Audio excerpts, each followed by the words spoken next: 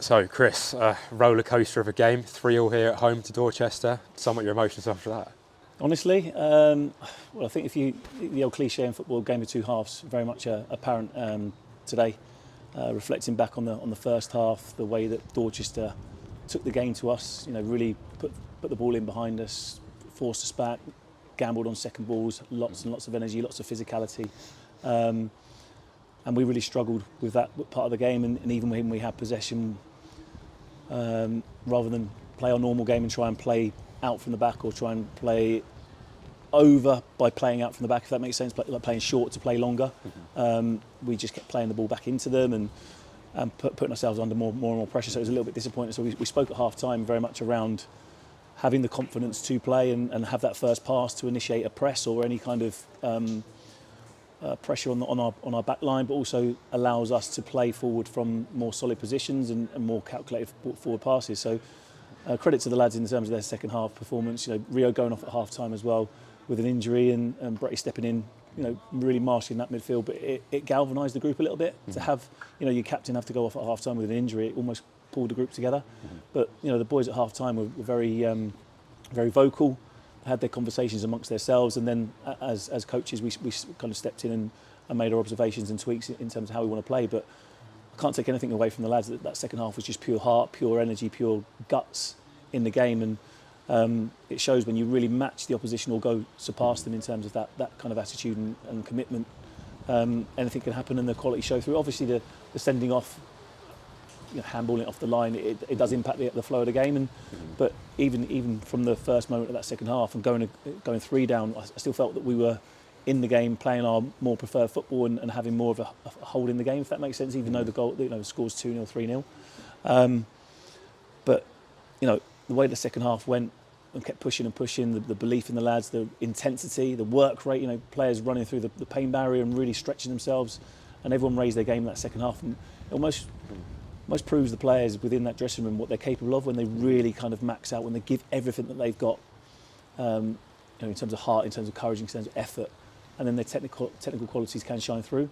But yeah, I mean, the way the game went, I'll have to look at the footage back.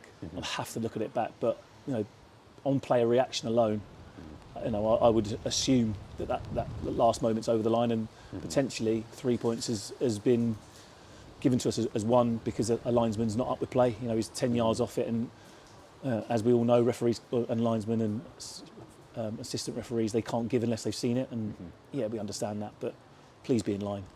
No, it doesn't. It's nothing to them, but it's points for us, and it's big points for us.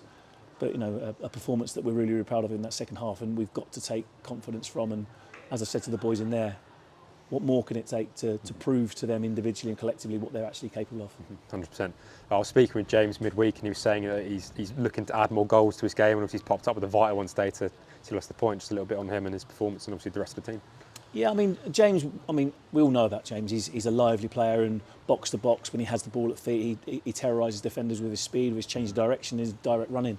And yeah, we've been working with him as much as we possibly can around his final delivery, or on a cross or a shot. And today we saw some really good balls into the box. We saw real belief in what he was doing in that second half. He took the game to the opposition and caused a huge amount of problems. They were having to double up and try and keep a lid on him, but it was almost impossible. And like I say, getting that equaliser in the closing minutes, fully deserves for his work rate, his attitude towards it, and always willing to push himself. We've seen already this season that he literally runs himself into the ground till he can't run anymore, and to see him on the pitch still after 97 minutes working really, really hard is testament to him, because if you don't max out in games, you're never going to get fitter and stronger, and he's shown that through this season that he's got fitter and stronger, and that's obviously paying dividends now with a little bit more of quality on his end product. But James was one of 14 players that really made a massive contribution today. Massive contribution, the way that they were able to almost park that first half performance and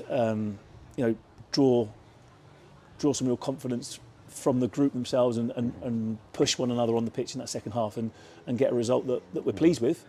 Almost a little bit disappointed. We want to see it back, and because for a lot of players are right on that scene there, and it's a mistake from the goalkeeper, but whether it's over the line, we'll have to look back. But it's encouraging to get a point from being 3-0 down to a side that played in such a way that caused us huge problems, huge problems. But backline rolled the sleeves up. Jack coming on at half time as well and winning his headers, and even Carlo that gives the third goal away after trying to get on the ball still shows some real determination, real confidence to keep getting on the ball and moving it, but also step up and take that penalty that gets us on our way. So real character in the group tonight, real belief, and it's fantastic to be stood here as manager of the football club with a reaction like that. We've had a tough season. Every injury that we've picked up so far has been an experienced player. And we've got Rocky out, we've got Ruts out, we've got Shane out, we've Willow unavailable today as well. All experience, and Rio as well. Our skipper, in the absence of Shane, is now out, and we'll have to assess him. So, it's one of those things that when you lose the key parts of your team, it's very difficult to reinforce that, because obviously on contracts, still being paid through those injuries, and rightly so. And it's one of those things where if you lose players of that quality within your team, you're asking younger players to step in. And today they showed that they're not just young players; they're young men. They're young men, hard-working men, and they've got quality as well. But in order for that quality to really come out, they have to show real heart and commitment to the cause. 100%. It's a little break now until we're away at Berkhamsted. Do you think that this could be the spark that obviously ignites our season? We'll have to have some of those players back for that game as well.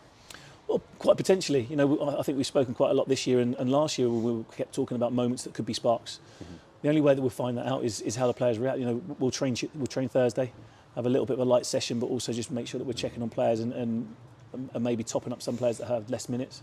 Obviously, being out of the FA Cup on Saturday, we'll have a little bit of a social to try and get the team a little bit closer, build relationships on and off the pitch as well, because I think that's really, really important. But tonight will certainly help with that.